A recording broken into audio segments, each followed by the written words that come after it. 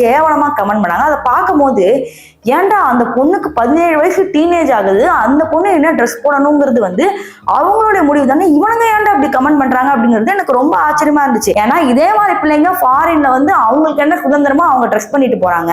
ஆனா அங்கெல்லாம் வந்து பெரிய பிரச்சனை ஆகாது. இங்க வந்து பிள்ளைங்க வந்து ஒரு ஷார்ட்ஸ் போட்டாலும் ஒரு கிராப் டாப் போட்டாலும் ஒரு பெரிய பிரச்சனையா மாத்திரத்துல ஒரு வேலையா வச்சுட்டு சுத்திட்டு இருக்காங்க. அதற்கு பாத்தீங்கன்னா உங்களோட கமெண்ட் செக்ஷன் தான் சாட்சி. அவங்களோட ரீல போய் பாத்தீங்கன்னா ஃபுல் கமெண்ட்ஸும் இப்படிதான் இருக்கு. இது ஒரு கான்ட்ரவர்சி ஆச்சு. சரி, இது முடிஞ்சதுக்கு அப்புறம் பாத்தீங்கன்னா ஒரு 2-3 ரீல் தள்ளி வந்து பாத்தீங்கன்னா ரெட் கலர் சாரில ரொம்ப சூப்பரா ஆடிப்பாங்க. அந்த டான்ஸை போய் பார்த்துட்டு வாங்க. ஸோ இந்த டான்ஸ் பார்க்கும்போது நல்லா தானே ஆடிருக்காங்க, நம்மளோட கண்ணு வேற எங்கேயும் போகாது.